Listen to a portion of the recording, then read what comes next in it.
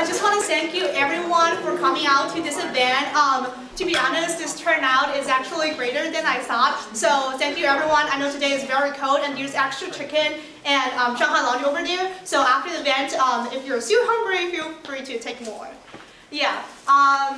With that being said, we're gonna start our event, and then everyone knows like the title is the 1992 LA Civil Disturbances. But in this conversation, we're gonna take a nuanced step of it, like away from the violence, away from like the conflicted moments of the event, and then try to like put more focus on the legacy of this event, and then in the Asian American community right now, especially the Korean American community. And then at the same time, we want to highlight the event as like a starting point for a conversation on building solidarity and finding like coalition among different minority groups.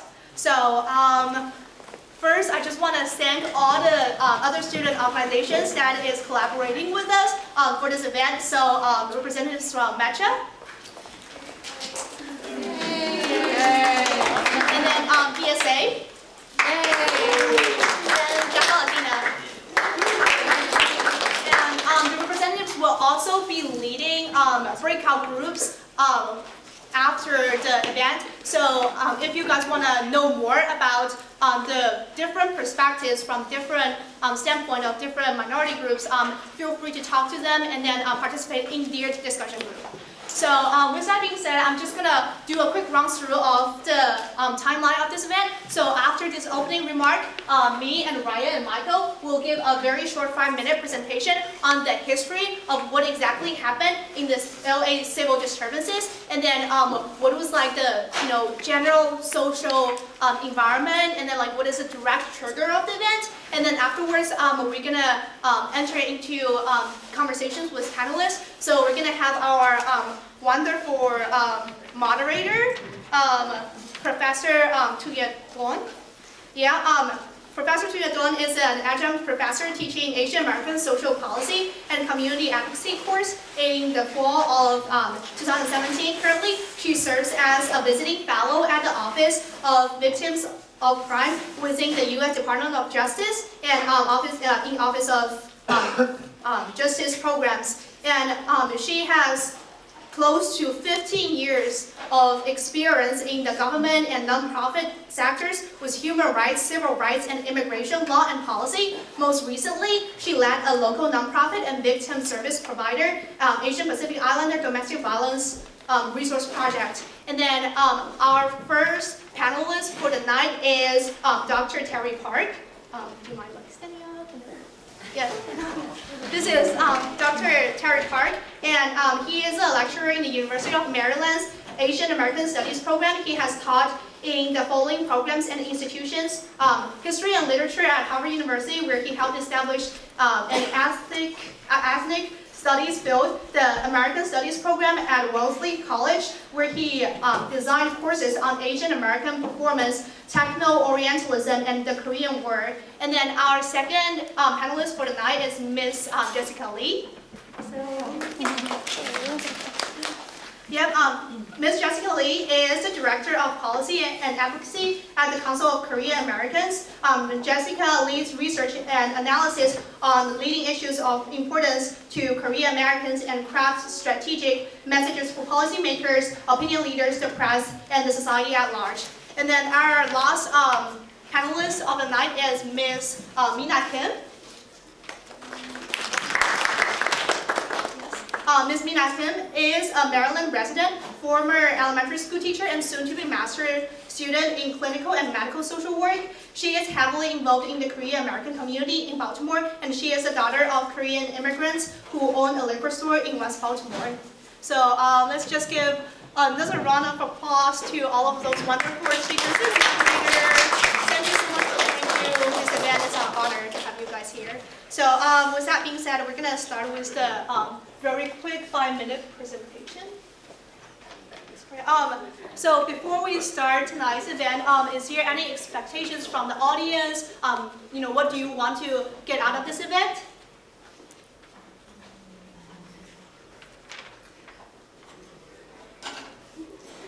Okay, okay. Knowledge was in an intersection that I didn't previously know. Very nice, yes. Yeah. That's, yeah, Jackie. I'd say I'm pretty ignorant about this issue and like issues that are involve the Asian American community in the United States. So I just like to learn more about this one specific thing. That's great. This is definitely the right space to learn more about it. And any other goals? Personal goals?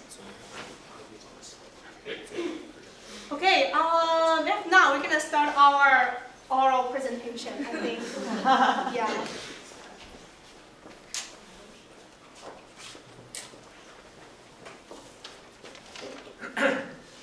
All right. So I'm gonna first talk about what really happened in the riots, like really briefly. So the civil disturbances stemmed from the acquittal of 4 white Los Angeles Police Department officers in the beating of black motorist Rodney King in 1991. The riots over 5 days in the spring of 1992 left more than 50 people died and more than 2,000 injured.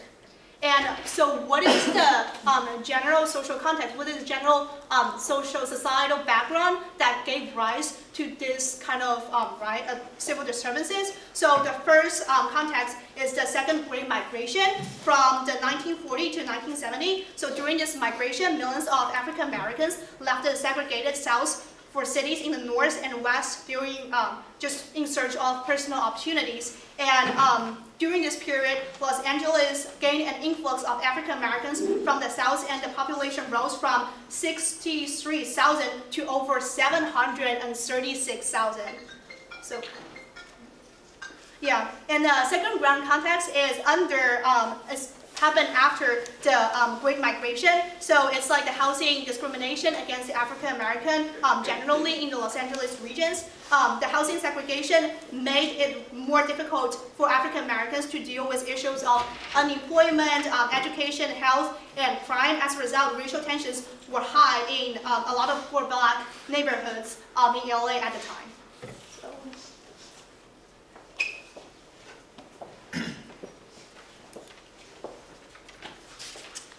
Alright, so as mentioned prior, we have the beating of Rodney King. That's very integral to the events that led up to the civil disturbances in 1992.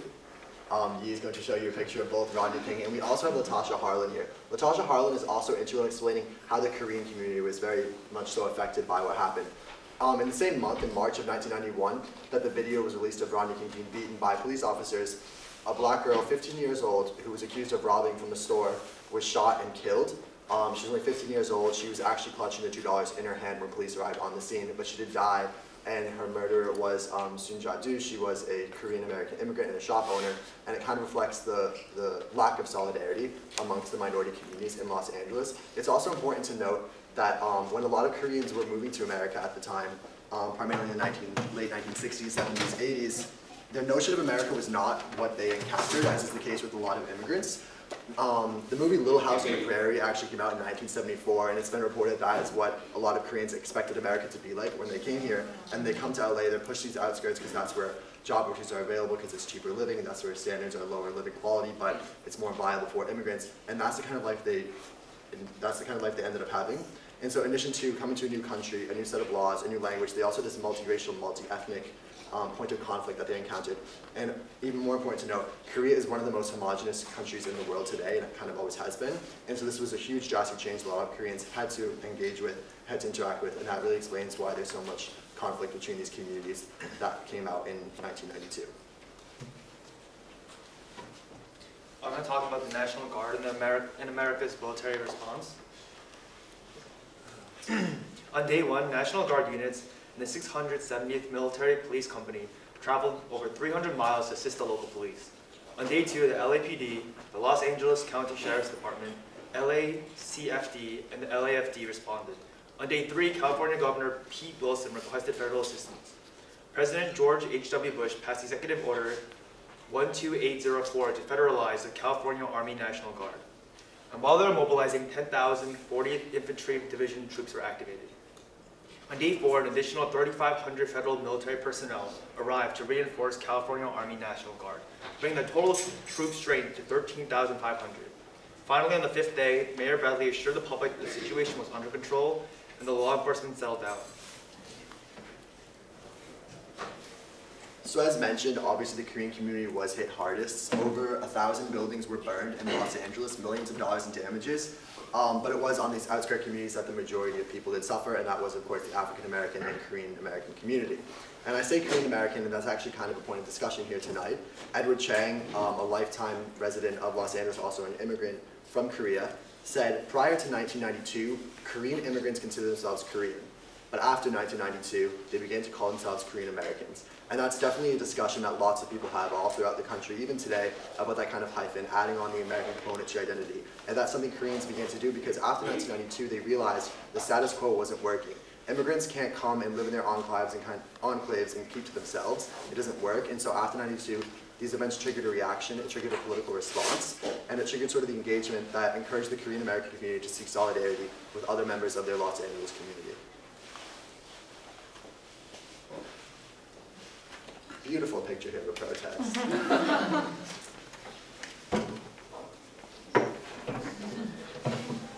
It says justice for all minorities.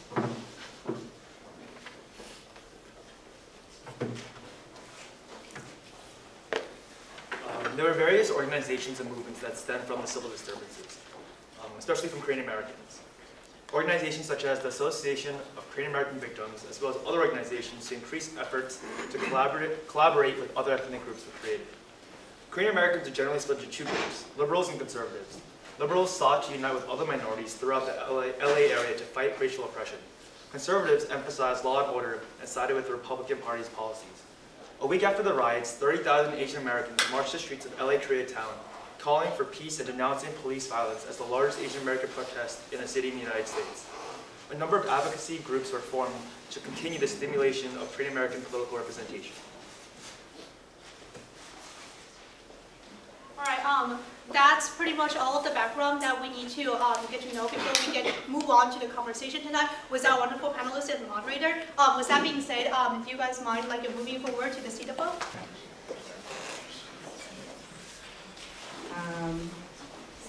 Good evening, everyone. Again, I'm Professor Duong with UP, and I'm really thankful to the Asian American student groups that are here sponsoring this event. This is really great. It's inspiring to those of us here on, in front of you, because I think it's your energy that kind of drives us, actually. So really, really happy to be here, and thank you so much. I want to, as moderator, make this as interactive as possible. So I'm going to encourage all of you to chime in or raise your hand, and I'll point to you and interrupt, because if we have voices coming from different directions, it will break up what's happening here, so that you feel engaged as well. I think that this is a really great and relevant trigger point for discussion today. I've worked in civil rights and immigrant rights for a while, and as an immigration attorney, representing immigrants in Texas, and I've also lobbied at the Hill,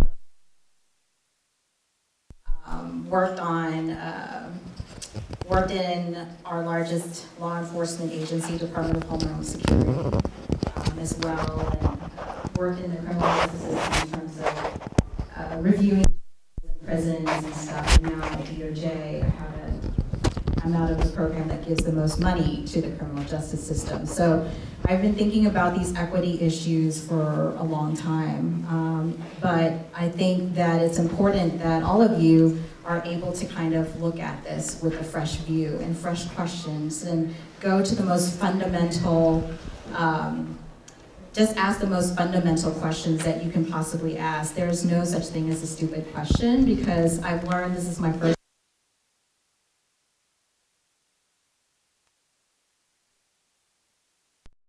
teaching, has been eye-opening for me, because so many students ask, they ask questions such as, why do people oppose integration? I don't understand. They ask questions like that, and I had to sit there and think about it and really explain it from a values point of view. What are the values of our country? What values do certain people espouse, and what values do others prioritize? And the Laura Ingalls Wilder reference was really great. I loved Laura Ingalls Wilder, and I'd love to hear more context from my panelists who are from the community on that, because that was one of my favorite series when I was growing up. Oh yes, or yes, Little House on the Prairie, and with like the tail blowing up and then like throwing around and eating the tongue. And I just remember the food. I got hungry when I read Little House on the Prairie because they talked about the food and the syrup. Anyway, and it brought back that nostalgia. But again, really, really great to have this panel. Please feel free to chime in. I'll keep an eye out for you. I'm going to let folks talk a little bit about what they do, and I'll open up with a question. You can talk about what you do, and then your very first thought when someone says LA riots.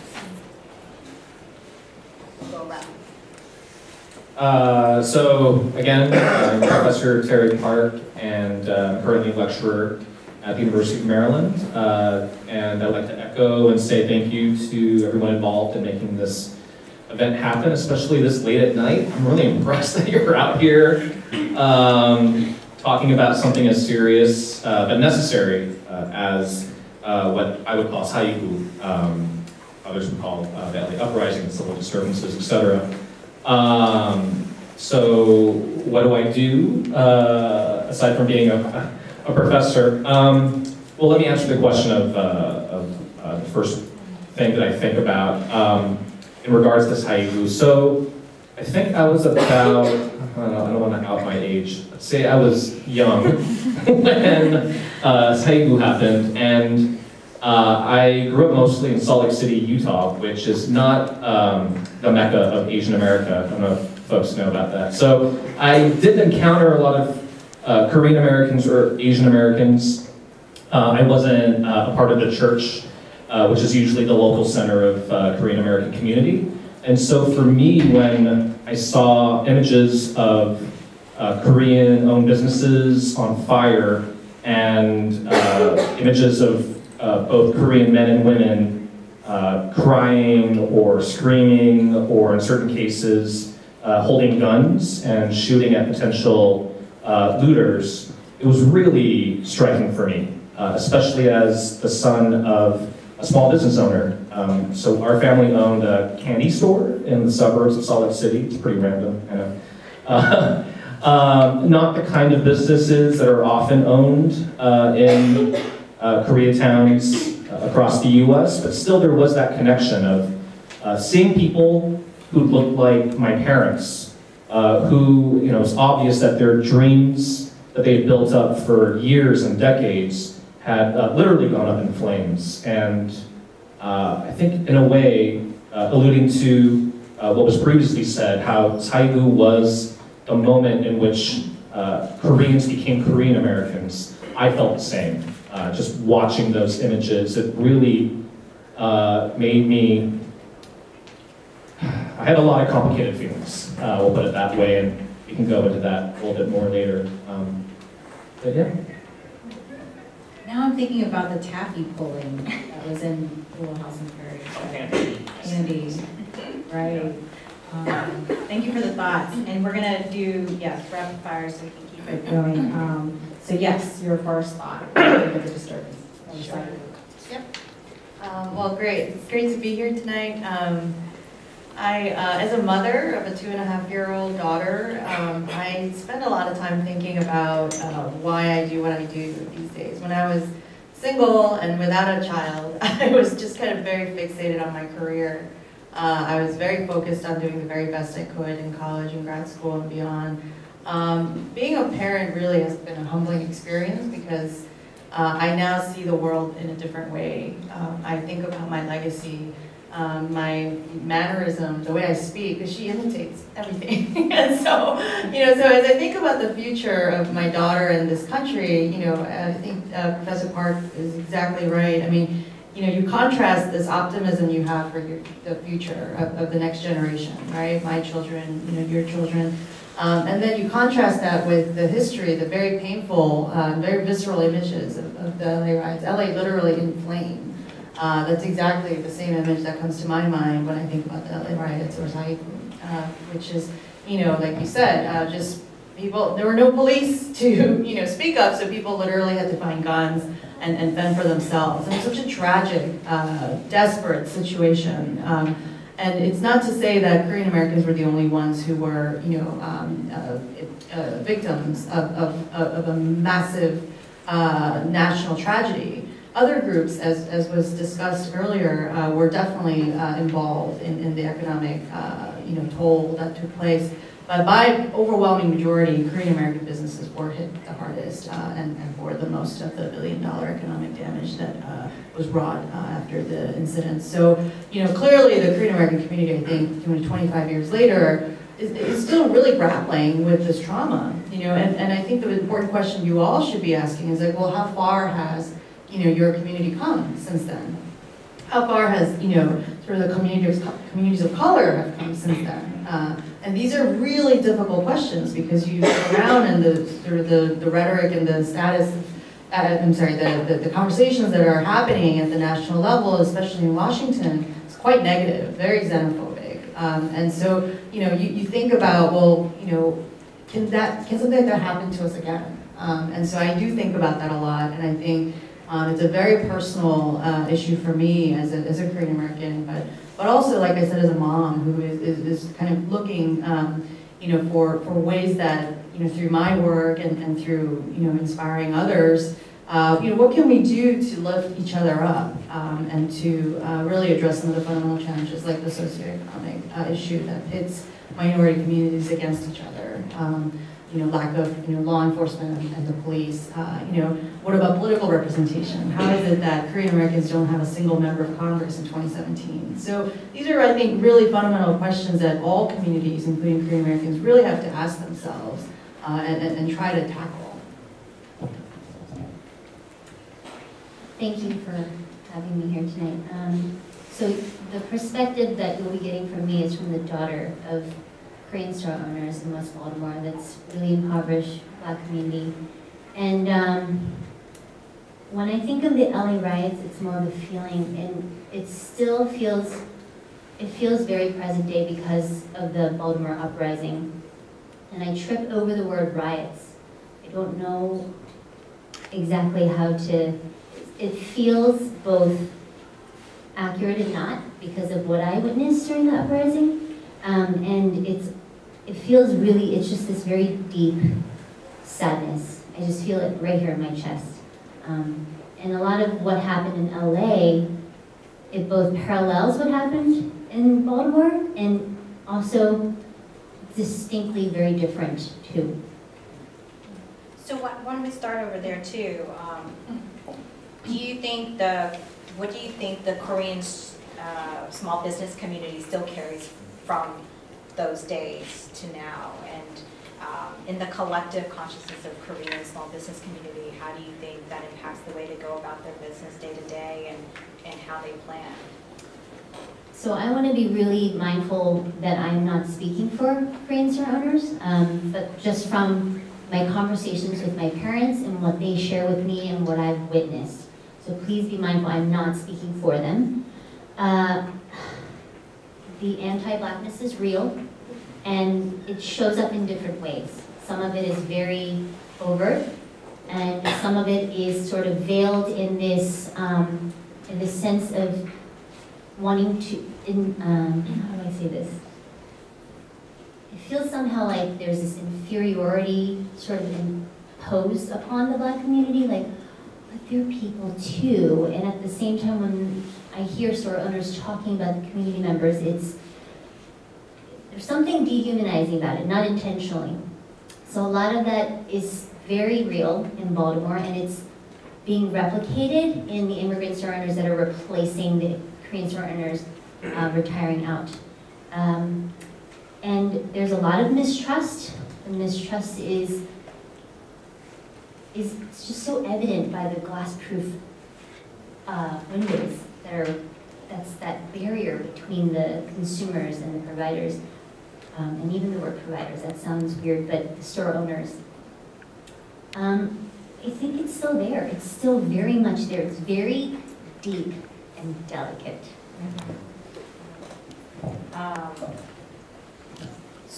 So, Jessica, Nina said something about anti-Blackness. Do you see that at your work in DC? Are you having conversations with Black advocates and lobbyists about these issues in some of your work? You're not. Yeah, I mean, right in DC, by the Capitol building, there is a Korean American-owned liquor store that a couple of months ago was vandalized. It said go back to Korea.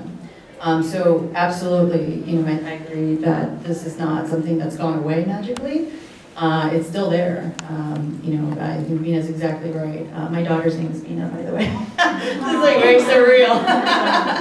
But yeah, and she's part Korean, part Japanese, part Chinese. So she's like very multicultural too. But anyway, so in answer to your question, I think there's a lot of work to be done. So for example, in Charlotte, North Carolina, we had an incident earlier this year where a Korean American beauty supply owner, store owner, pretty much tackled and nearly choked to death an African American woman customer because he thought she was stealing a pair of eyelashes. So we were told that this had happened and that the event was caught on tape, video, and it was viral. And fortunately, one of our members, had family members down there, and so we were contacted to see if we can kind of, help address this issue. And so we called NAACP, as well as the local government community relations board that works to mediate conflict, and had a series of meetings to kind of address this issue because it was so volatile. And so I think that is just a long-winded way of saying these things are happening, and I think the solution to an solution that CKA, Council of Korean Americans, we're trying to provide is to be sort of, mature, thoughtful, thought partner. One of the things that we can do as a national organization is to quickly get in touch with other Korean American organizations throughout the country. We have members throughout the country, very influential, successful Korean American leaders. So we're trying to leverage these connections the best we can. But the reality is no nonprofit can single-handedly address a massive issue like race relations. There's just no way. Even NAACP, I think, has its limits. So, and they've been around for many, many decades. So we have to just be mindful of the fact that this will take a really long time. But part of our success will lie in young people like you who are really just starting out and thinking about these issues to say, well, what role can I play? Is there something concrete that I can do to contribute toward a solution? And I think that's a really exciting place to be. So I hope to have more discussions on that. Terry, take us through history and so the Saigu, as you call it, how did it trigger? What did it do to Korean American civil society here in America? Like, what happened after that? And then, what do you see in terms of the strengths and the weaknesses of the civil society infrastructure after that? I mean, what did you see happen? I feel like I'm the wrong person to answer that. I mean, that's a really important question, and maybe there are those here in the audience who could speak to that.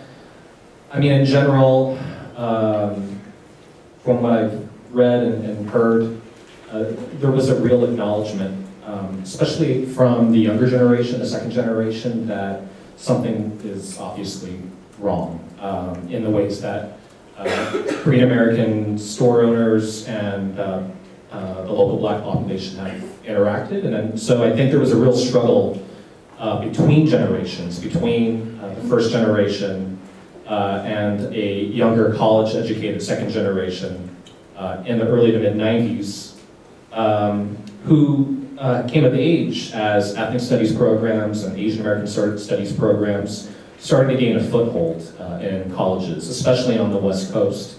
And so I think, in a way, that is important to historicize, this kind of growing critique, sort of a critical race critique among second generation as a way to try to talk to their parents, which, as I'm sure a lot of you probably know, it's so hard, right? Especially in the aftermath of something as tragic as Saigu. So I think there were real attempts, both within families as well as within communities, to think about.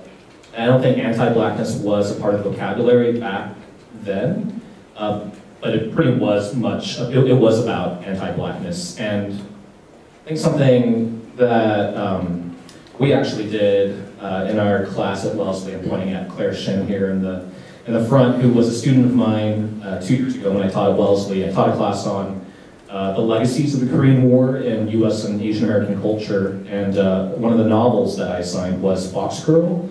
I don't know if anyone has read it, but I highly recommend it. It's a fictionalized account, but very much based on a real history of the emergence of camp towns that surrounded U.S. military bases in South Korea.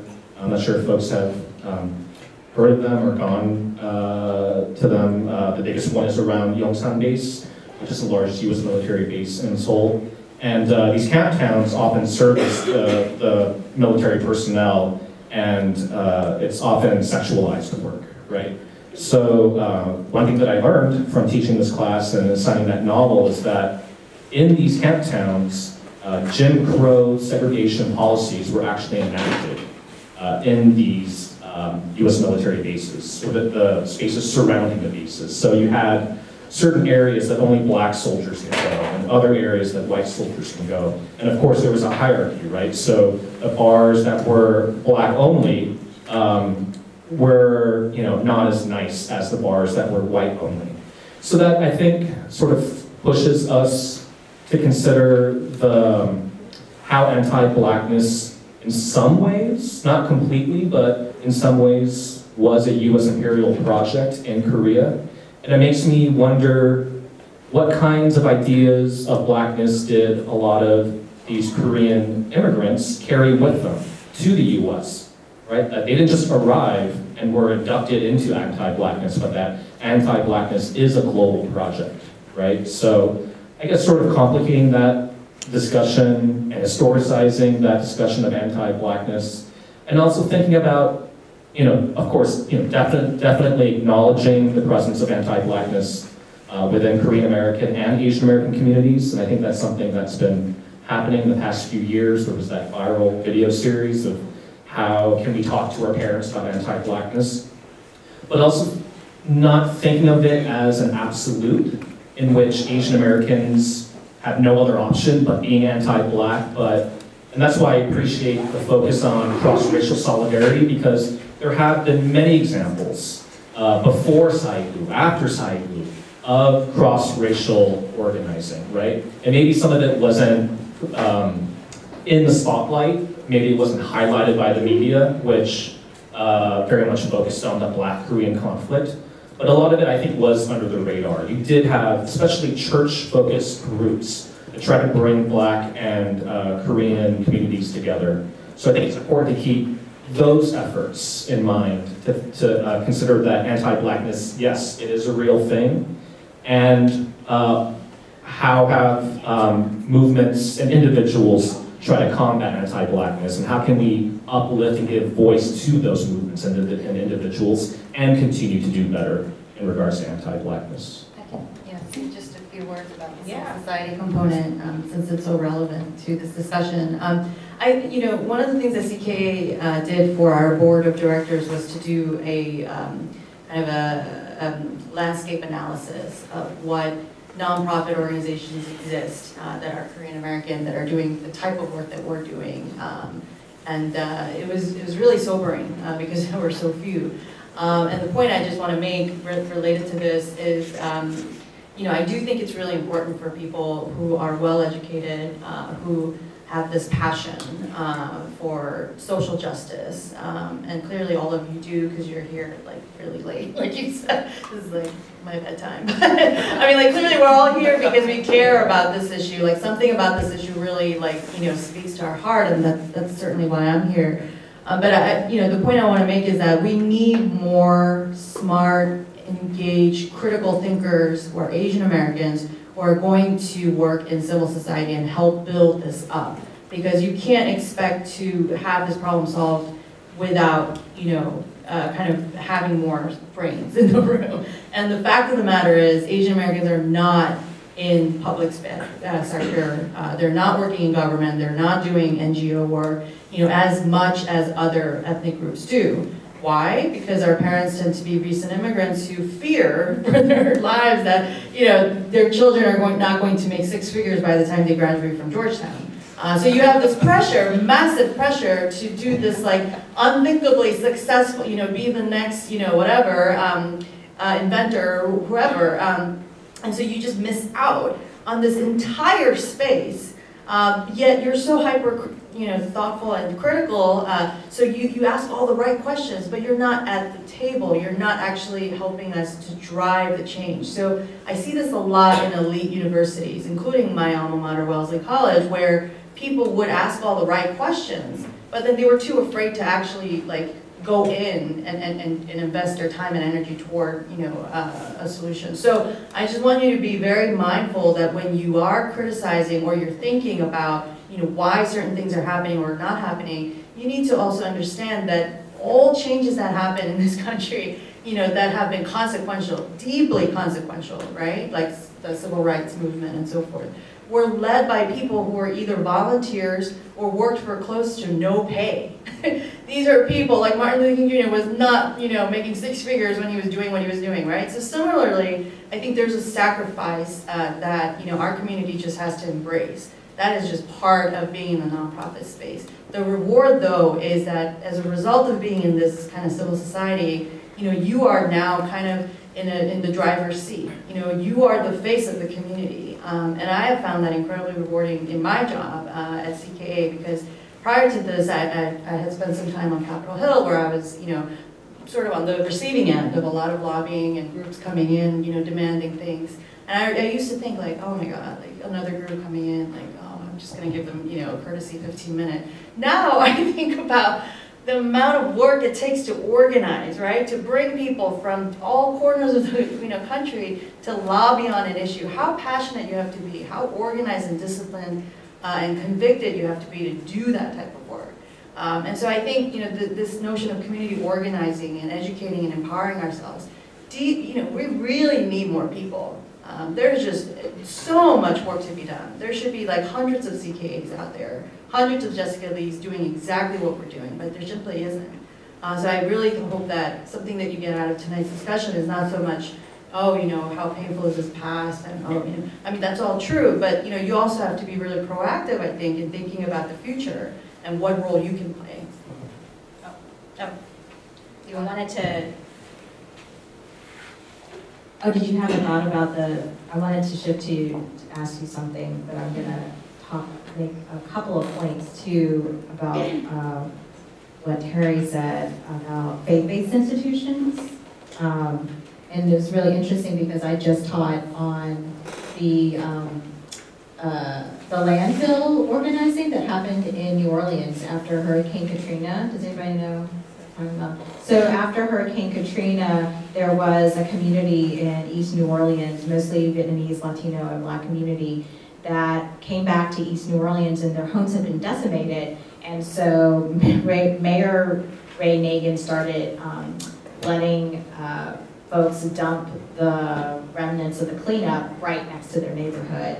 And those of you who work in environmental justice know that it was like toxic, and of course people felt targeted. They're like, we're people of color and you're putting your trash in our neighborhood. And so this was the moment of awakening, a big moment of awakening for the Vietnamese American community and mainly the Catholic community. So they brought a lot of people together, including the Black and the Latino community, to organize, stand in front of the mayor's office, demand meetings, stand in front of the landfill, block the trucks from coming in. And so this was, back in, a decade ago, but, I wanted to highlight that case study. And one of the youth organizers, Minh Nguyen at the time, had just graduated from college.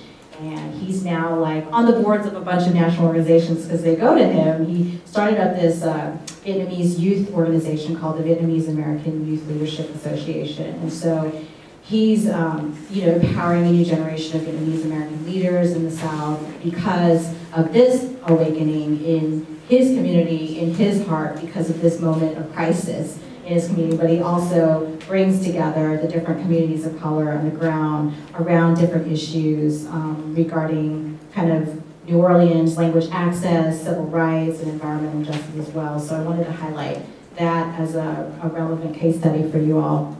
Nina, I wanted to ask you actually about Baltimore in the aftermath of the officer-involved shooting that Baltimore had a year ago, and a lot of the protests that happened in Baltimore.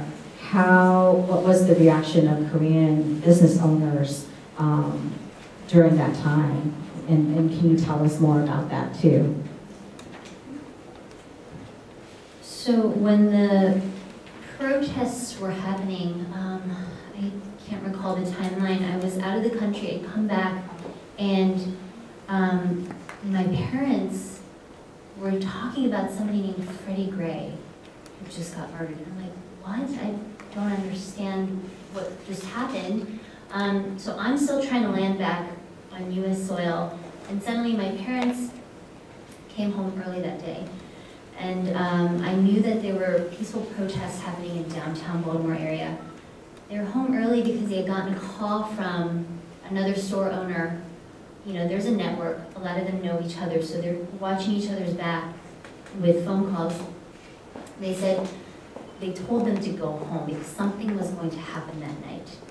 Sure enough, the alarm went off and there was a bunch of looting happened. So when it comes to what happened around the protests and Korean store owners' responses, I don't think they even had time to really think about it. They're trying to stay safe. There was, I think there's also a real disconnect with Korean store owners in Baltimore City, and I think this is one of the distinct differences between what happened in LA and Baltimore is a lot of the Baltimore store owners do not live in the city. Whereas in LA, a lot of them actually lived in the city.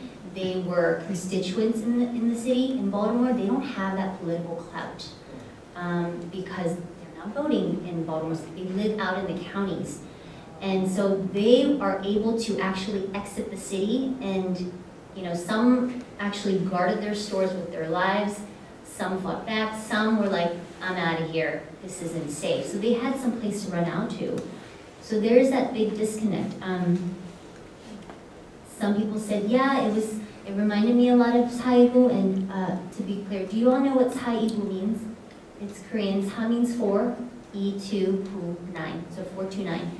Korean store owners called Baltimore Uprising Sa-2, 427, because it happened on April 27th. So we've got these events happening 2 days apart.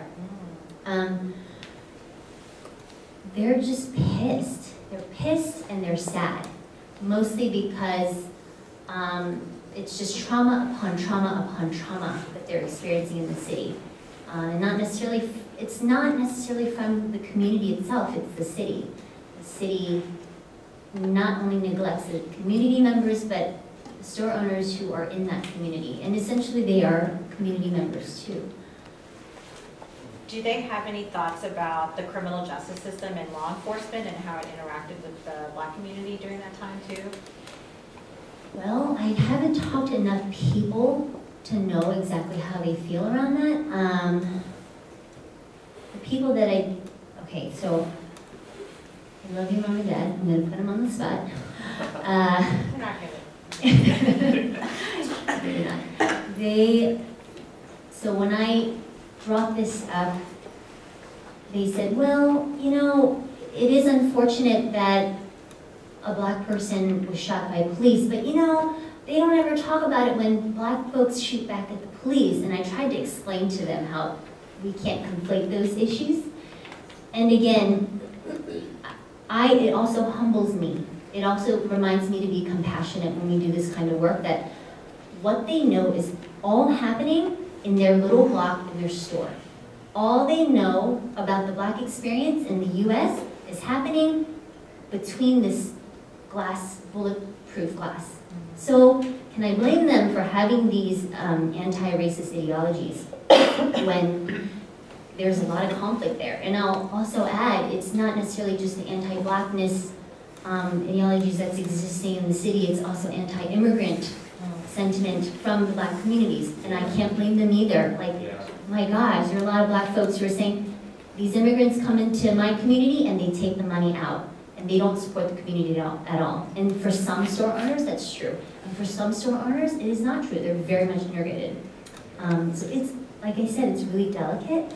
And when I do this work in Baltimore City, I often struggle how to make space for both. Oh, we have questions. Great. Please stand up. And Do you want to grab the mic, or you can talk really loud? I can talk about this one. Yeah. Yeah. All right. So I had a question about, I guess, first addressing the issue that she just brought up about the sentiment that Black people have against immigrant communities. I know the motivations behind immigrant communities having anti-Blackness mentality. Both my parents are immigrants. And from my understanding, it's typically just a reflection of the culture that's being perpetuated in the United States. And these people, now being a part of that culture, having to face day-to-day experiences without having the same type of schooling within the United States to understand the historical background, like that context. Right. However, I have a question about the issue with the business owners. At what point would you consider the fact that Black people in the United States are currently the ones who have the hardest time getting business loans, and the fact that most of these people within these communities are Korean Americans who actually have the businesses, or Asian Americans in general who have these businesses and are working with these communities, and that sentiment from Black people being that they can't themselves make them open up businesses? And how does that factor? Does anybody have a thought? I have a quick thought. what kind of, well, I worked in the past administration, and I happened to dip into the small business engagement portfolio and work with the Small Business Administration on grants and loans. And so from what I am seeing is that the providing of loans is proportionate to some of the demographics, as we know, as we have seen. But there are disparities for businesses of color. So they do have, I don't know the exact breakdown of how SBA loans go out into what, exactly the proportion, but I think in general, for any minority business, they're gonna get certain carve-outs. If they're a minority business owner, and then if they are a veteran and minority, they get extra points, and then if they're a woman and a veteran and a minority, they're gonna get access to special training, capacity building, technical assistance, and grant funding as well. And they don't have like quotas on like where they give that to the communities, right? As well, but it's just minority owned. So if you can prove that you're a minority, some people take advantage of it, but I guess you were talking about there's like only so many resources in that specific community, and there's some economic tension. Is that what you're talking about between the Black and the Asian community?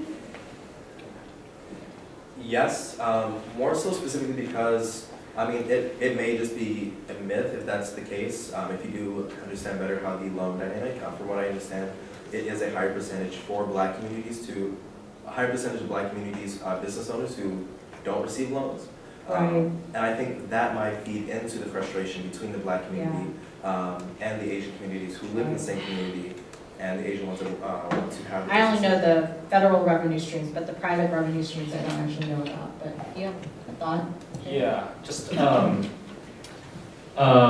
little. So Jennifer Lee I think that's her name, has a great article on Korean self-employment up until the early 90s. So basically, yeah, and I think that it just shows why spaces like this and ethnic studies classes and Asian American studies classes are so important in order for different marginalized communities who have not been marginalized in the same way can better understand how certain resources have been accessed or not. So when it comes to Korean self-employment in places like LA, they have historically accessed loans not from banks because they've usually been, they either didn't have the English skills to be able to go to these banks, so instead they relied on this older Korean system called the K system, in which they pool money together. So say you have like 20 Korean immigrants who just arrived in South Central LA.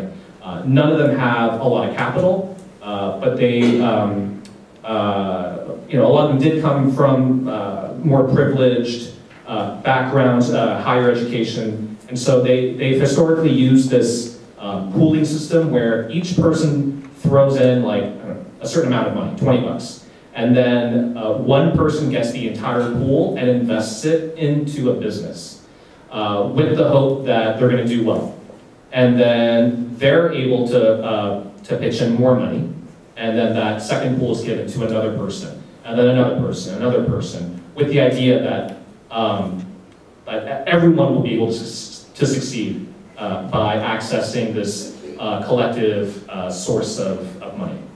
And so I think not a lot of folks realize that this is how a lot of Korean businesses get started in the first place. It's not from sort of mainstream banks and other forms of capital, but it's just squeezing the little bit of capital that each immigrant carries with them, and then sort of spreads it around the community. At the same time, that's still more capital than a lot of black owned businesses, right? And so I think that's important to acknowledge. Yeah, in the Vietnamese community, we They do do that the too. same? Okay. My uncle ran a liquor store in Oklahoma for one time. He'd pool money with his friends to open up a fried chicken place, and then down the street and such. So that's definitely a model. But it's so risky at the same time. It's super risky, super risky. Yeah. Yes. So I had a question in terms of like the root cause of like anti-blackness or like anti-black sentiments expressed by the Asian American community. And so I was just wondering, instead of from like a global imperialist standpoint, do you think that like Asian immigrants, when they got to America, like they perpetuated anti-blackness because they engaged in like an assimilationist like ideology rooted in like white normative thought, like cultural isms perpetuated through like stereotypes and like forms of political socialization, more so than like Jim Crow established like military bases in Korea? Well, there's that part of what happened before they get to America, and then there's the part of like when they get to America. But just speaking from the Vietnamese standpoint, from Vietnam, I know that there's like a hierarchy of skin color. Like even in Southeast Asia, paleness is prized. In Vietnam, paleness is prized, and I think same thing. And so there's like, I remember my boyfriend in college, I'm gonna try to get really like with you all here, is like, he was Chinese and he was like, yeah, you're lower on the pecking order because you're brown with the Southeast Asians, and at the top is the Chinese, the Koreans, and the white ones, and you're the brown ones. So I think it's something that's come from the home countries, but then it's also kind of been, there is a history, which Terry will elaborate upon, of different groups kind of trying to peg them as white, selves as white, in order to be with the mainstream order because of national security reasons, like Japanese Americans. There's like that in some of the history books as well. If you want to elaborate that, or any of our panelists want to elaborate on that as well. Do you want to talk about it, or? White supremacy is a hell of a drug. And it doesn't start once you arrive on the, so to answer your question quickly, both. Okay. Yeah. You didn't want to get into it. No, wait. But we have other questions. Let's go. Yes, you. Hi, I'm Sequoia. I was wondering like if there's any like with the Korean Americans, any Asian store owners, if there's any effort to like whether they realize like, hey, we're opening up a lot of businesses in black people's neighborhoods, and we still need to have the opportunity to open up businesses. They're like, hey, maybe we can help them out. We're going to just like not care. That's kind of the question I had for Mina, if that has happened in the Korean immigrant community in Baltimore. I know that there are store owners who really put effort into working with the community and sympathize with the community. I know that there have been a couple successful transactions between Korean store owners who worked closely with Black community members to turn over the store back to the community. I would really like to connect with that person to talk more about how did that come about. And there's another store owner who, when they retire, they're giving that store up to the community. I don't really know what that means yet. I haven't met with him yet, and I intend to. But really, the folks who end up in the Black communities to work there, they didn't, it's not like that was where they decided to go because they had all this plethora of choices. It's just where they could go based on who they were and what resources they had. So once they land there, they're just sort of thrown into this experience. So I don't know that it's this very conscious decision to work, to understand the community or to work with the community in this very deep, deep way. That's kind of the work that is the work that I would like to do, and I'm finding that it's incredibly, incredibly challenging because these are things that have happened to them while they were in the communities. So to try and undo it by giving them, some background on, the political history, the socio-political history, I don't know how much impact that's actually having. Oh, I can. I mean, I think some of my dinner time conversations with my mother-in-law, I live with my mother-in-law because she takes care of my 3 boys.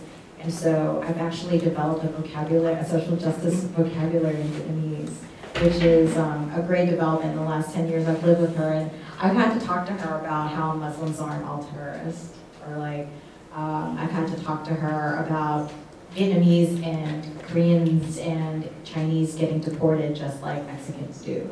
So I think we have these small conversations at home, and those conversations can make a difference. One of my colleagues in California recently talked to her Republican mother, not that being Republican is wrong, but someone who has been conservative in her social values for a very long time in terms of rule of law, and you have to follow law. But when she talked to her about how Vietnamese were being deported for a crime they committed when they were young, and we needed to raise money for their legal fees, she's like, that's so unfair, I'm gonna give $200. And so there's a way of framing things around our values, around our shared values that we need to develop as young people and become fluent in, I think, and that's part of the organizing and the healing work that we can do in our communities and build these multilingual spaces where we can kind of push that. There were a bunch of questions, and I want to wrap them, I want to grab a bunch of them too, so if you want to spit them out rapid fire, we can kind of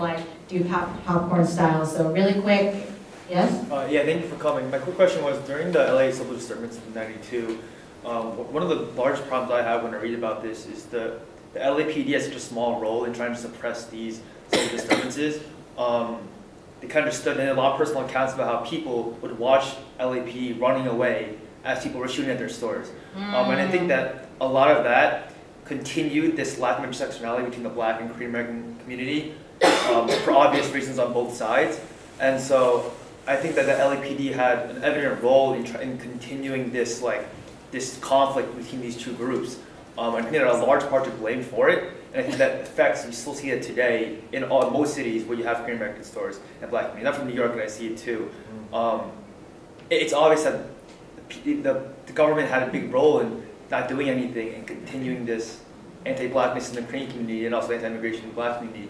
When the government purposely puts these minorities to pit them against each other, and basically coerce them to and prevent this intersectionality and prevent minority groups coming together in solidarity. What do minority groups do when the government's so against them coming together? Great question. Any others? I'm going to wrap them so that they can ponder too. Yes, this gentleman. Oh, yes, yeah.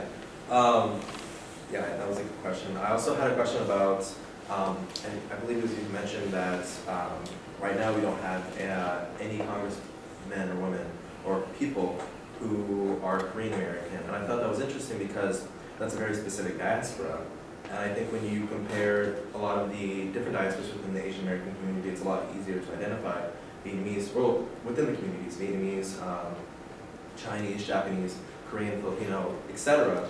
Yet that's not a luxury that people of the African American community have, and that's not a reflection of the Asian community, that's just a reflection of U.S. history and slavery, or even African American immigrants, or immigrants from Africa and their children are then grouped into this overwhelming like ethnicity as black.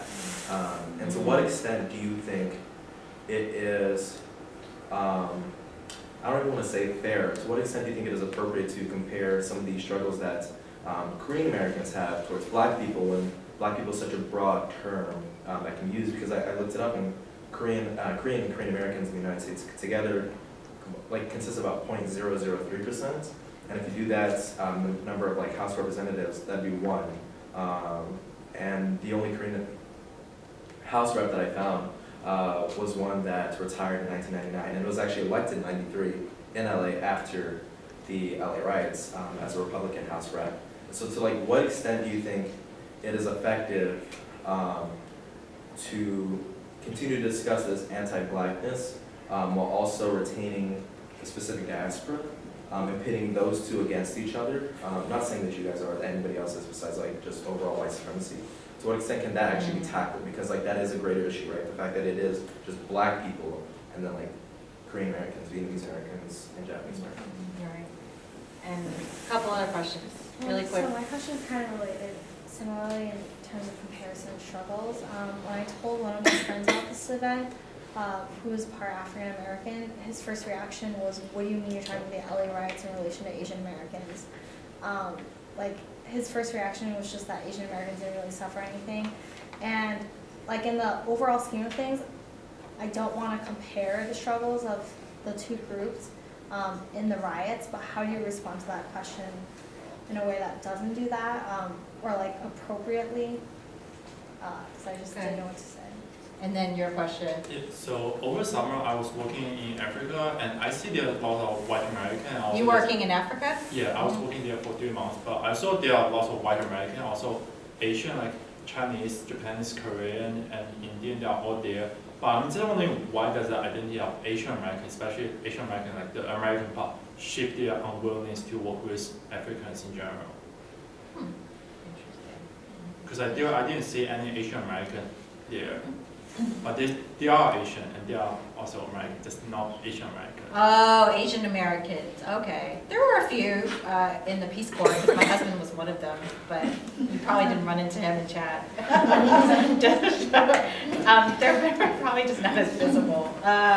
Anybody? Yeah, so we had a couple. Well, we can tackle this grouping and then maybe, or how are we on time? About 10 minutes. 10 more minutes. I think that will probably. so that we can stay in here. So we had questions about accountability and law enforcement and the different responses to different ethnic communities, and questions about minority representation, the diaspora, and the fact that the black community is large and kind of clumped together, and then the Asian community is also large, but then we also have the different ethnicities as well, and then some of the comparison issues of the struggle. So does anybody want to tackle any of them? One immediate response. Yes. I'll keep it brief. What was your name? Ryan. Ryan. So in regards to the LAPD response during Saigu, when I teach Saigu, I usually use that as an example of how the model minority myth operates, because when you see where the LAPD were deployed, right, they were deployed not in South Central or Koreatown, where the epicenter of the uprising happened, but in Beverly Hills, right? And they basically formed a ring around Beverly Hills and channeled the rioters into Koreatown. And I think that is a clear example of the priorities that white supremacy places, what kinds of property. Does this happen in Walking Dead? Like they channeled a whole bunch of people? Sorry. Oh my god, I just had this whole... Maybe they got it from the LAPD. Anyway, sorry. Too, possibly. Anyway, yeah, so I think, again, why did they make that? That was a decision, right? That was a concerted decision, and it was clear that Korean-owned businesses were burning, but right, why the lack of response? And the model minority myth, I think, has to be entered in that discussion. And also, and to add to that layer is this idea that Koreans and Asian Americans in general have achieved economic success by putting on their own bootstraps or lifting themselves up by their own bootstraps. And so I think there was that idea that these Korean business owners, because they didn't rely on banks for loans, they built these businesses by themselves, they're going to do fine. They don't need protection because they don't ask anything from the state, right, like these other so-called trouble-making minorities, right? So I think the model minority myth, I think, shaped the response by the LAP to give it a follow-up. So sorry, a quick thing is that French mentioned how one of the things I read about the LAPD in defending themselves was that there was a cultural barrier, language barrier, and like how you mentioned how a lot was intentional, but yeah, it kind of seems dumb to me to think that it's a political or cultural or even a language barrier when a store is burning and you don't help. I agree. And I think that's bullshit. Yeah, and so it's called not caring because our community was ignored because it was convenient. But it's also, I think it's so convenient for them to like almost like continue that conflict purposely to make these minority groups against each other. And I'm just curious as to what do you do? That's the bigger question that I have some thoughts on that, but I'm going to let Jessica talk about political representation. I don't know if you could respond to our colleague's question about the different struggle, or do you? Her question about the different struggle. Yeah. Comparing struggles. Right. Yeah. Do you want to start and work the mic down? Yeah. Sure. So I struggle with that too. More because I have very personal ties to what happened. And I want to be very careful also not to conflate those issues, and I think I'm getting that you also struggle with that too, being really careful not to conflate those two. I really don't know how to talk about it without floundering through this long-winded thing, because it is so complex. When I talk to Korean store owners about this issue, I can't even bring up racism. And when I talk to Black community leaders, I'm really careful how I talk to them about the Korean store owners and their role in perpetuating anti-Blackness, or not just Korean, immigrant store owners. Because I'm wondering, is this going to deepen the raft between the two communities? I often show, so I'm part of an Asian social justice group in Baltimore, and when the event in Charlotte, North Carolina happened where the Korean man strangled the Black woman in the store, there were very strong reactions around what happened. They were very much like, we can't keep letting our Asian community do this. How dare he do that? And I thought, yes, and yes, we can't condone that, and we have to be able to talk about anti-Blackness in Asian communities. How can we have that conversation without throwing each other under the bus?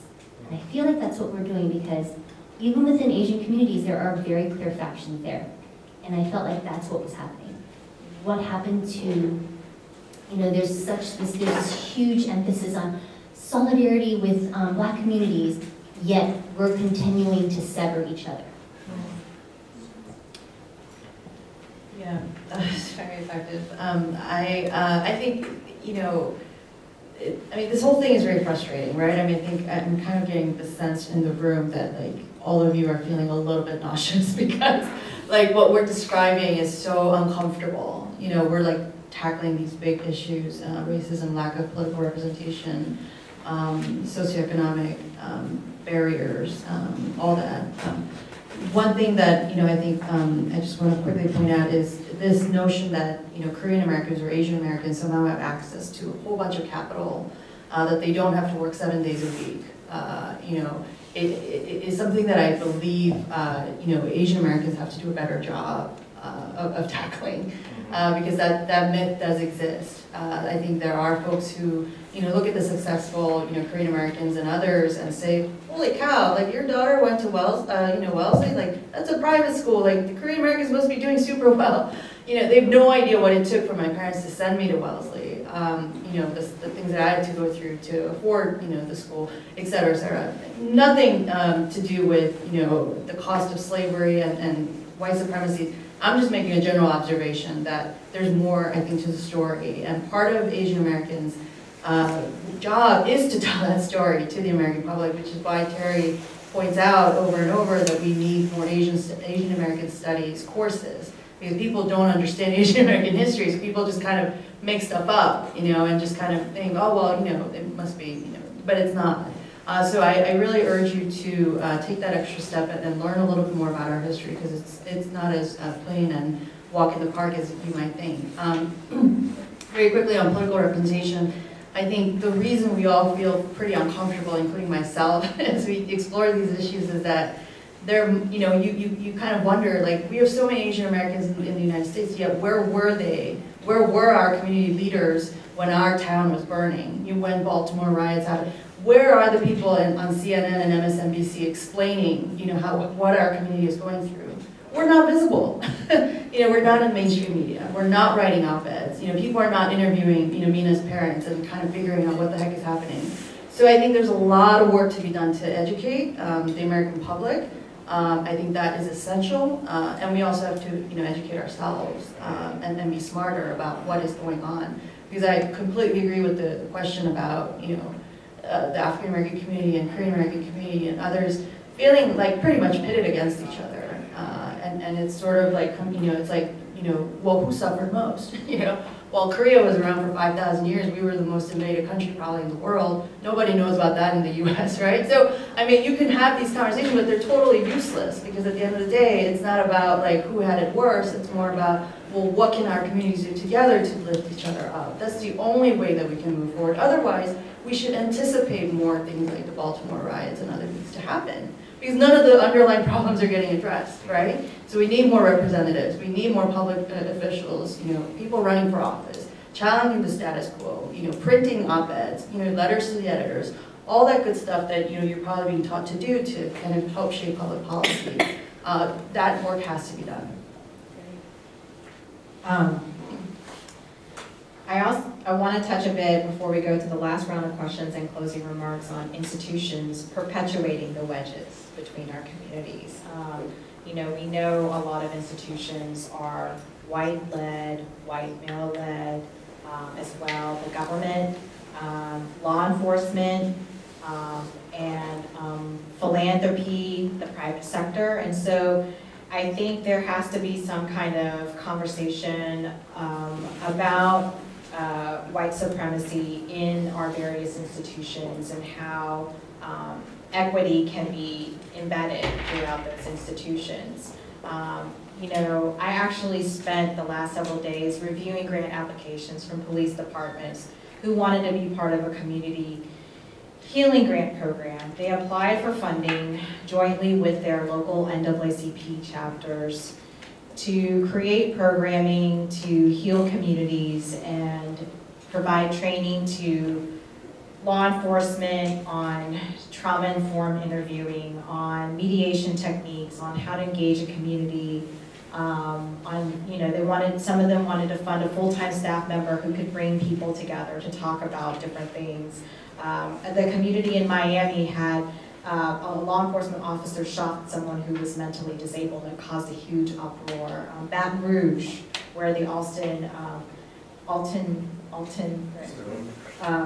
happened in Baton Rouge, they, you know, kind of said, we fucked up. We know it, and we've done these focus groups. We're working with 100 Black men to figure out how law enforcement can come together. And law enforcement, you know, there's this in the criminal justice movement, social justice movement, it's kind of like hurt people. So we have law enforcement officers that are dealing and getting battered every day with a lot of stuff that's happening on the beat. And then you have the community that's out there grappling with poverty, with jaded law enforcement that's not dealing with their issues. And so it's just like this vicious cycle in the community. So Attorney General Loretta Lynch saw this happening, and you know, we administer $3 billion in crime victim funds. That's legislation. She's like, let's use some of that money and see if we can try to heal the community, because heal these different communities and do demonstration projects on how we can bring these communities together. And so we did try to, we are trying to do some of that, and hopefully this project doesn't get cut because some people want it cut. But there are ways that we can do this. There's a community relations unit in the Department of Justice that goes to the ground when there's a race, incident, and they bring mediators to the ground and they try to have these dialogues.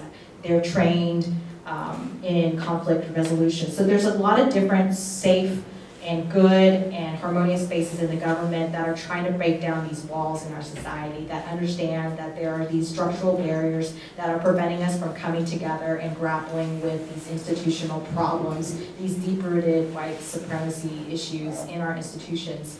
And so I encourage you to look at those pathways if you're interested in kind of restorative justice and in bringing communities together. So I mean, what you said was, about the law enforcement running away, it really struck me because I think there is an awakening in law enforcement now that they are creating harm through the act of policing, right? And so those terms like community policing coming out, like communities policing beside the community, but the problem, there's always going to be that power dynamic because they have the law, they have the uniform, they have that history, and then there's this historical trauma in both of our communities. Either in Vietnam, the communist government was corrupt, or there's the historical trauma of the Black community has here, for a long time with law enforcement as well. So, and then the tribal communities, they also apply for this funding because they absolutely cannot cooperate with law enforcement. They absolutely defy them because they have the sovereignty issues as well. So there's, in all of these communities, we have different struggles, but they have that common strain, right? Because we have laws and institutions inflicting harm and causing trauma. And so if we can come around those things, and those things that go against our basic fundamental American values, I think that's where we should go and not really try to compare as much as more move forward based on these common strains of kind of deep-rooted institutional bias and racism as well. So I'm gonna just do that quick piece. That wasn't really quick, sorry. But I wanted to say some thoughts about that. We had one last round of questions and then closing remarks, and then we'll do our breakouts, and I'm getting a signal. Closing remarks. Closing remarks, no more questions. We can have breakouts, then you all can pick our brains. So we can start over here with me now on closing remarks. I do want to acknowledge that what's happening with these events, it is around anti-Blackness, and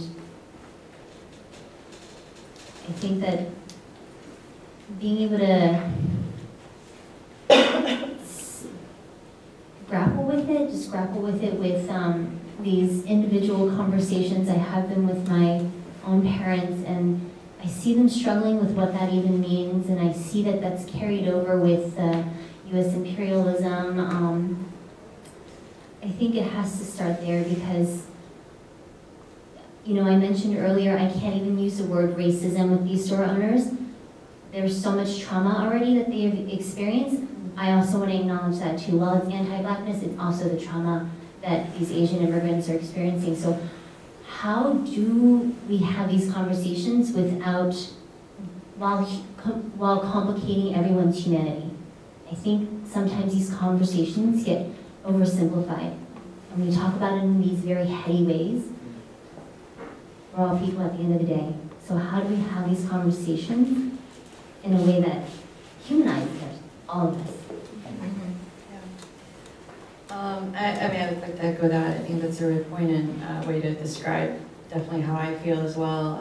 I think this forum has been really eye-opening for me because you've managed to bring a really diverse group of people who are thinking and asking the right questions, and it's so timely. And this is really the buffer that we have, in a democracy, right? Enlightened citizenry, people who ask questions and hold lawmakers accountable. You all have the capacity to do that in one shape or form. You don't have to be a U.S. citizen to have an opinion about it. Stand firm when you see racism and other kinds of issues. So I definitely think that this has been an extremely productive and rich conversation. I'm really glad to have been part of it. And I think there's just a lot of really good work to be done amongst all of us, hopefully over time, that begin to address some of these fundamental challenges.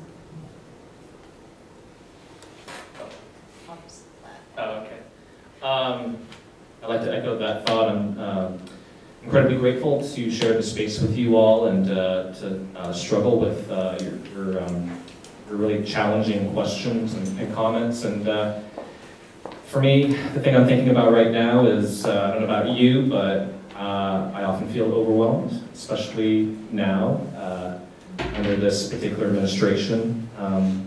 And especially as college students or as professors or anyone, we I think often feel burned out or at the edge of burning out. So I think in order to be effective within our own movements, with our family members, I think it's important to elevate self-care. I'm going to be the self-care person and make sure that we're okay and we're making sure that others around us are okay.